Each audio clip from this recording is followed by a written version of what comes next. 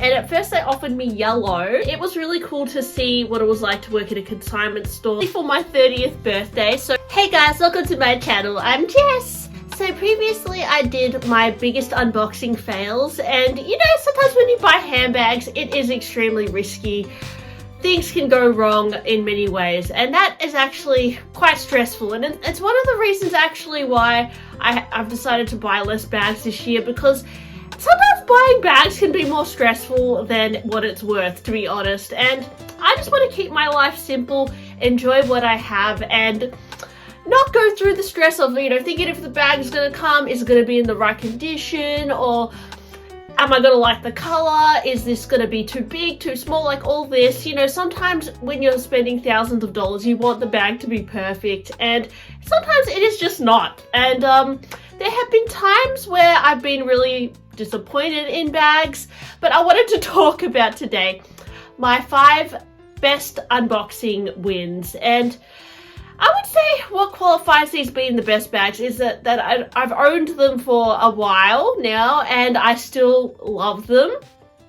When I first got them, I really was obsessed with them, and they are here to stay for now. I don't know if they're forever bags. I don't know.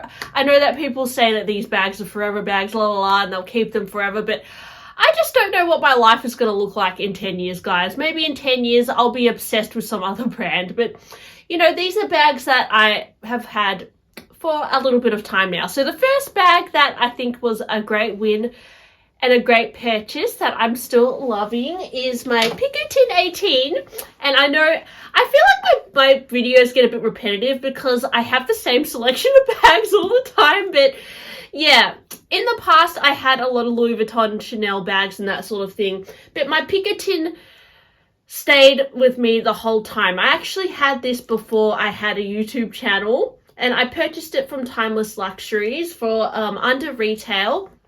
I was absolutely obsessed with the pink color.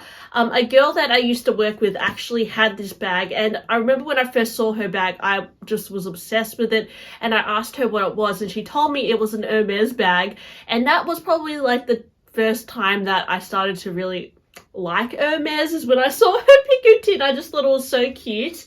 I've decked it out today with a cadena and a Powerpuff Girl and a Hermes shopping bag. But yeah, this bag, I've had it since 2018 now, and I always wear it. I wear it at least, you know, every week. It's actually still in great condition. I use a little bag organizer in here to keep the structure, but I don't know, guys, like something about this bag, I think it's so fuss-free.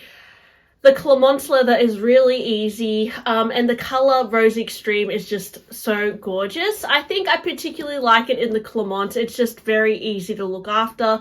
I know that the Picotin is definitely not everyone's cup of tea. Deborah mentioned in my comments that she thinks it's like one of the ugliest bags, that along with the Lindy, but I personally really love it. I know it's based on a horse feeding bag, but something about it I think is just so simple yet cute. And I think, to be honest, the reason why I love it so much is that I love how I can decorate it with bag charms.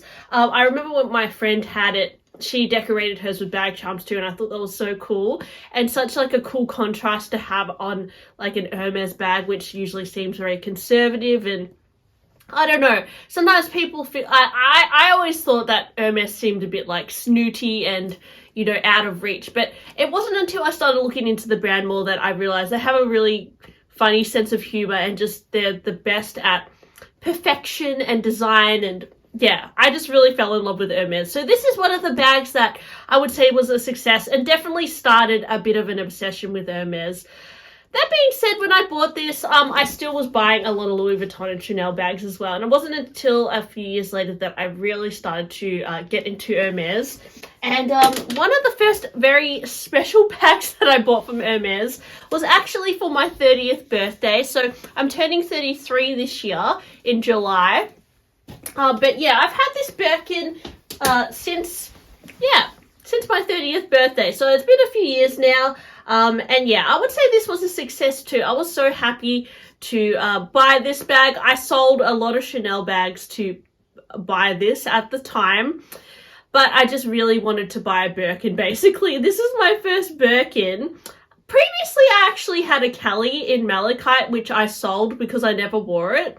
And then I kind of wished that I kind of missed having like a special bag from Hermes, so I ended up buying this Rose Pourpre Birkin, Rose Poop.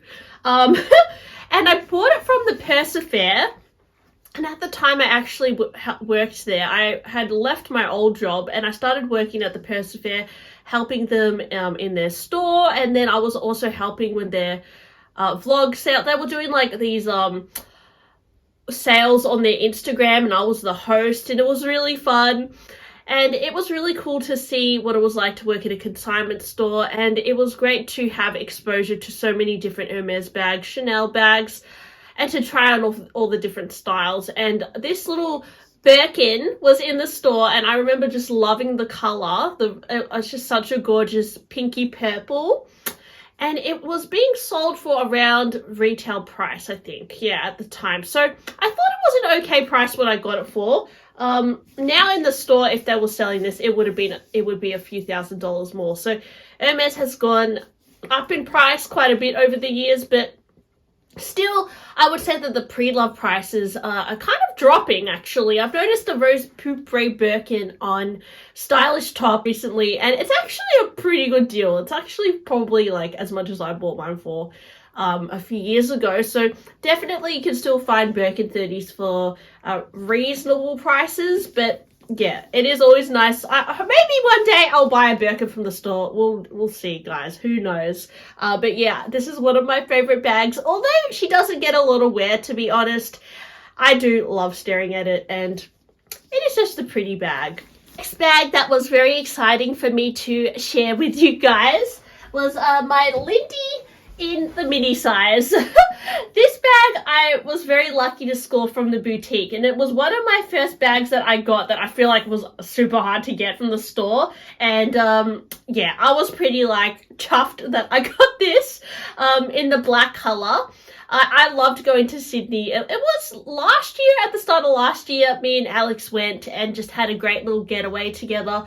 It was really fun. And we went to Hermes, and they offered me a Picotin in sage or something like that. And then I asked for mini Lindy, and at first they offered me yellow. And then Alex was very smart and asked them if they had neutral colors. And then they had a look and they showed me this black one. And of course I took it because you cannot go wrong with black. I will always say yes to a black bag, guys. Black is the easiest color. Although I seem like a rainbow kind of person who gets all the funky colors, I love a black bag. I have, out of all my bags from Hermes, I have 4 black ones. I do definitely prefer black to gold or, you know, brown or that sort of thing. And I do love grey and E-taupe as well, to be honest. But black, yeah, you just can't go wrong. I love this bag because it kind of looks like a little cat with the eyes and the ears. And this is a bag that I have been wearing quite a bit. It is a little bit worn now. I can see a little bit of wear here. But I don't mind. This is definitely a keeper. I would never sell this bag because, well, I just feel like it's so special. It's such like a cute little crossbody. I just love it. It is so cute. The resale value is actually quite high, actually, from when I look at the pre-love market. But if you do want to score one from the store, I don't think it's that hard to get anymore. I do think it would be easier. And on the pre-love market, some colors don't hold value, so you can get a deal on these as well if you don't want to go the boutique route. But honestly, it's worth trying to get it from the store because you could probably get a neutral color if you're into that. And instead of buying it secondhand, sometimes you have to pay more. But yeah, I absolutely love this bag. It is in the palladium hardware. It's really cool and edgy. I just love it. It's such a cute little bag. So definitely an unboxing win with this one. I have to mention my Kelly 28 in Rouge Vif. I bought this from Singapore, actually. It was from Finkel Puff. And I will say it was a bit nerve-wracking buying a bag overseas. She sourced this from Japan and then it got shipped to her and she sent it to me. Luckily, it got to me all in one piece, but I remember unboxing this and thinking the color was so gorgeous. And the condition for the age is actually quite good. This is from 1991, which is my birth year, so I feel like it's a little bit special, and I just love this color of red. Rouge Vif, I don't know if Hermes does it anymore, but it is a color you can commonly find in older Hermes bags, specifically from like the 90s. And yeah, I just think it is such a pretty shade of red. Mine is in Courchevel leather, which is the older version of Epsom. And it has a little bit of a different look to it. And this is the Kelly one, so it doesn't have like the extra rings to put the strap, but I often just like put a strap on it anyway, or I just carry it as a top handle. At the moment I have like a very cute twilly on it with hearts and a little heart locket as well, which I think adds to the girliness of it. But yeah, I've recently sold my natural Kelly in the brown color, and that was such a gorgeous Kelly as well, but I just feel like this shade of red is a little bit more me. It suits me a little bit more. And yeah, that's why I decided to keep this Kelly.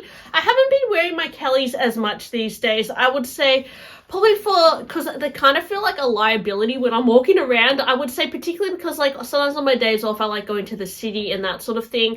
And I definitely wear my Picotin or my Herbag or my Bolide. But sometimes if I wear like a Birkin or Kelly, I honestly feel like a little bit of a target, and I do sometimes sense that people are looking at my bag, so I feel a little bit cautious wearing these kinds of like quota bags out and about. I know that kind of sucks, but yeah, at the same time I don't want to sell all my you know, special Hermes bags like my Kelly and my Birkin, but I am pretty happy that I let go of that brown one, because I don't feel like the brown was my complete cup of tea.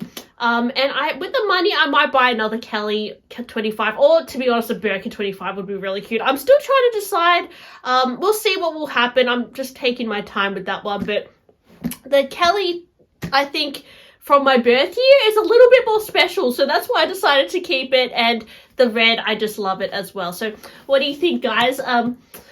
Is this one of your favorite bags from my collection? I think it's a little bit special, right? And finally, I wanted to mention my Mosaic bag in the Vert Cricket color in Epsom. I think this was such a cute bag to get because it reminds me of when I went to Japan with Alex last year, and I just think the Vert Cricket color is so cute. This bag is pretty special because it has an opening that is quite unique. It opens like this, and the size and capacity is quite spacious, so I found that it's really useful just for every day, like for summer. I wore it quite a lot. I find because it's not as recognizable as well, I feel a little bit safer wearing it as opposed to a Constance. That being said, I might get a Constance one day. I can't quite decide actually, but yeah, I do like the Mosaic bag. I think it's really cool, and I never see anyone with the Vert Cricket color, so I think it's quite unique as well. I have recently seen some on Emier in purple. That one is really pretty as well. The Epsom is, like, to be honest, it's not my favorite leather, but I think it works well in a bag like this. It's just, yeah, a really cute little color. I love it with my Vert Fizz Pegasus as well. I think that looks really nice together. So I would say this was an unboxing win. I got it for a really good deal as well when I was in Japan. So definitely in Japan sometimes you find good deals, but I find that recently their prices have been quite high, and I've been finding better deals in Australia. So yeah, let me know what you think as well. If you've been to Japan recently, were you able to snap up a bag for a really good deal, or do you find that the pricing is a bit higher than what you're used to? Because yeah, especially for like some of the Birkins and that sort of thing, I sometimes find cheaper prices in Australia. So anyways, I do really love all the bags I have now, but I just wanted to narrow it down to 5 bags. So there's some of my most favorite wins that I've bought in terms of handbags. I think they're bags that I wouldn't really want to sell anytime soon, and I've really enjoyed owning them and having them. So yeah guys, thanks for watching my video today. Thanks for letting me share my bags with you guys, and I'll talk to you on my next one. Bye!